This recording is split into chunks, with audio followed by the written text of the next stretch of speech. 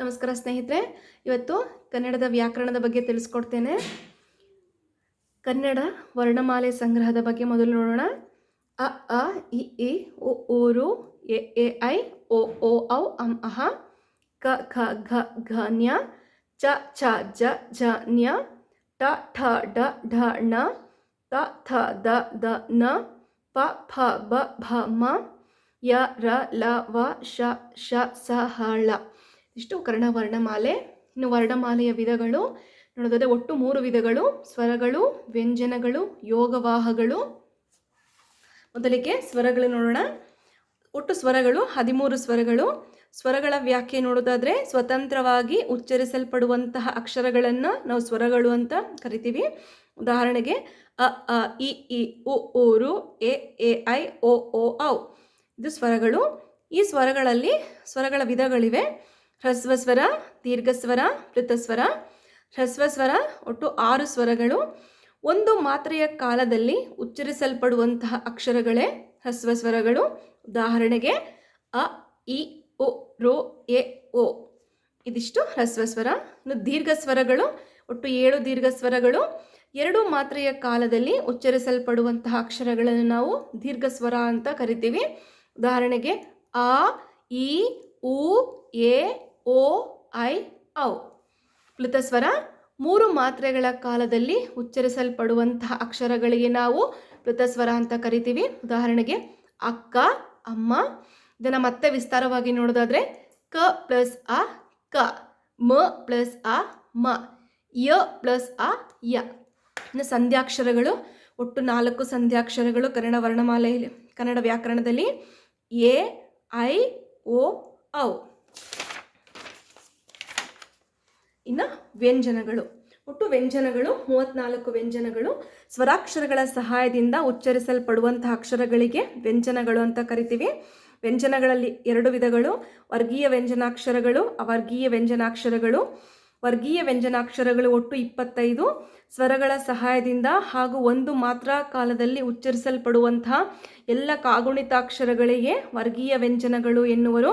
ಉದಾಹರಣೆಗೆ ಕ ವರ್ಗ ಕ ಖ ಗ ಘ ನ್ಯ, ಚ ವರ್ಗ ಚ ಛ ಜ ಝ ನ್ಯ, ಟ ವರ್ಗ ಟ ಠ ಢ ಢ ಣ, ತ ವರ್ಗ ತ ಥ ದ ದ ನ, ಪ ವರ್ಗ ಪ ಪ ಭ ಬ ಮ. ಇನ್ನು ವರ್ಗೀಯ ವ್ಯಂಜನಾಕ್ಷರಗಳ ವಿಧಗಳು ನೋಡೋದಾದ್ರೆ ಅಲ್ಪ ಪ್ರಾಣಾಕ್ಷರಗಳು, ಮಹಾಪ್ರಾಣಾಕ್ಷರಗಳು, ಅನುನಾಸಿಕಾಕ್ಷರಗಳು. ಅಲ್ಪ ಪ್ರಾಣಾಕ್ಷರಗಳಲ್ಲಿ 10. ಕಡಿಮೆ ಸ್ವರದಿಂದ ಉಚ್ಚರಿಸಲ್ಪಡುವಂತಹ ಕಾಗುಣಿತಾಕ್ಷರಗಳಿಗೆ ಅಲ್ಪ ಪ್ರಾಣಾಕ್ಷರಗಳು ಎನ್ನುವರು. ಅಂದರೆ ಉಚ್ಚಾರ ಕಡಿಮೆ ಸ್ವರದಿಂದ ಬರುತ್ತೆ. ಕ ಚ ಟ ತ ಪ ಗ ಜ ಡ ದ ಬ. ನಾವು ಇವುಗಳಿಗೆ ಸ್ವರ ಹೆಚ್ಚು ಉಚ್ಚರಿಸಲ್ಪಡುವಂಥ ಅವಶ್ಯಕತೆ ಇಲ್ಲ. ಮಹಾಪ್ರಾಣಾಕ್ಷರಗಳು ಒಟ್ಟು 10. ಹೆಚ್ಚು ಉಸಿರಿನಿಂದ ಉಚ್ಚರಿಸಲ್ಪಡುವಂತಹ 2ನೇ ಮತ್ತು 4ನೆಯ ವ್ಯಂಜನಗಳಿಗೆ ಮಹಾಪ್ರಾಣಾಕ್ಷರಗಳು ಅಂತ ಕರಿತೀವಿ. ಉದಾಹರಣೆಗೆ ಖ, ಛ, ಠ, ಧ, ಫ, ಘ, ಝ, ಢ, ಧ, ಭ. ಇನ್ನು ಅನುನಾಸಿಕಾಕ್ಷರಗಳು ಒಟ್ಟು 5. ಮೂಗಿನ ಸಹಾಯದಿಂದ ಉಚ್ಚರಿಸುವಂಥ ವರ್ಣಗಳಿಗೆ ಅನುನಾಸಿಕಾಕ್ಷರಗಳು ಅಂತ ಕರಿತೀವಿ. ಉದಾಹರಣೆಗೆ ನ್ಯ, ನ್ಯ, ನ, ನ, ಮ. ಅನುನಾಸಿಕಾಕ್ಷರಗಳು 5. ವರ್ಗಗಳಾಗಿ ವಿಂಗಡಿಸಲಾರದ ವ್ಯಂಜನಗಳಿಗೆ ಅವರ್ಗೀಯ ವ್ಯಂಜನಾಕ್ಷರಗಳು ಅಂತ ಕರಿತೀವಿ.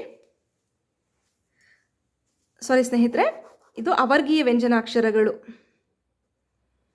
ಅವರ್ಗೀಯ ವ್ಯಂಜನಾಕ್ಷರಗಳು ಒಟ್ಟು 5.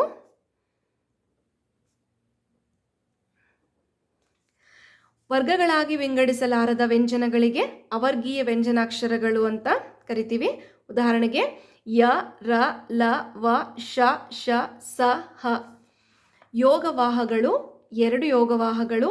ಯೋಗವಾಹಗಳ ವ್ಯಾಖ್ಯೆ: ಬೇರೆ ಅಕ್ಷರಗಳ ಸಹಾಯದೊಂದಿಗೆ ಉಚ್ಚರಿಸಲ್ಪಡುವಂಥ ಅಕ್ಷರಗಳಿಗೆ ಯೋಗವಾಹಗಳು ಅಂತ ಕರಿತೀವಿ. ಉದಾಹರಣೆಗೆ ಅಂ, ಅಹ. ಇದರ ವಿಧಗಳು: ಅನುಸ್ವಾರ, ವಿಸರ್ಗ. ಅನುಸ್ವಾರ ಅಂದರೆ ಯಾವುದೇ ಅಕ್ಷರವು ಒಂದು 0 ಬಿಂದು ಎಂಬ ಸಂಕೇತ ಹೊಂದಿದ್ದರೆ ಅದುವೇ ಅನುಸ್ವರಾಕ್ಷರ. ಉದಾಹರಣೆಗೆ ಅಂಕ, 1 ಎಂಬ ಇತ್ಯಾದಿ.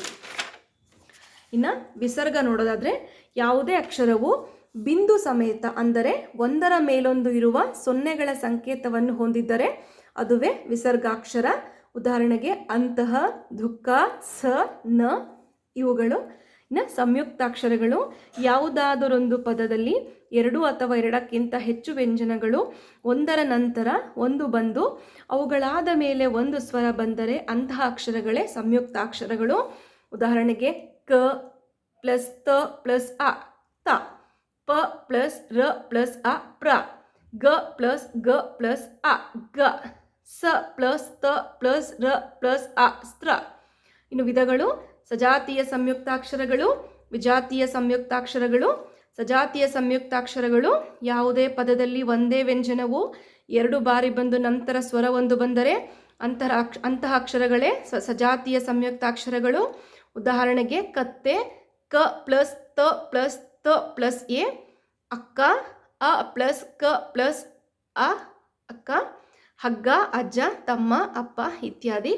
ಇನ್ನು ವಿಜಾತಿಯ ಸಂಯುಕ್ತಾಕ್ಷರಗಳು, ಯಾವುದೇ ಪದದಲ್ಲಿ 2 ಬೇರೆ ಬೇರೆ ವ್ಯಂಜನಗಳು ಬಂದು ನಂತರ ಸ್ವರವೊಂದು ಬಂದರೆ ಅಂತಹ ಅಕ್ಷರಗಳೇ ವಿಜಾತಿಯ ಸಂಯುಕ್ತಾಕ್ಷರಗಳು. ಉದಾಹರಣೆಗೆ ಸೂರ್ಯ, ಮಗ್ನ, ಸ್ವರ, ಪ್ರಾಣ ಇತ್ಯಾದಿ. ನೋಡಿದಲ್ಲ ಸ್ನೇಹಿತರೆ, ಮುಂದಿನ ವಿಡಿಯೋದಲ್ಲಿ ಸಂಧಿಗಳ ಬಗ್ಗೆ ತಿಳಿಸ್ಕೊಡ್ತೇನೆ. ಸಂಸ್ಕೃತ ಸಂಧಿಗಳು ಹಾಗೂ ಕನ್ನಡ ಸಂಧಿಗಳು. ಯಾರಿಗೆಲ್ಲ ಈ ವಿಡಿಯೋ ಇಷ್ಟ ಆಯಿತು ಅಂತಾದರೆ ದಯವಿಟ್ಟು ನನ್ನ ಚಾನಲ್ನ ಸಬ್ಸ್ಕ್ರೈಬ್ ಮಾಡಿ, ಸಪೋರ್ಟ್ ಮಾಡಿ. Thank you for watching.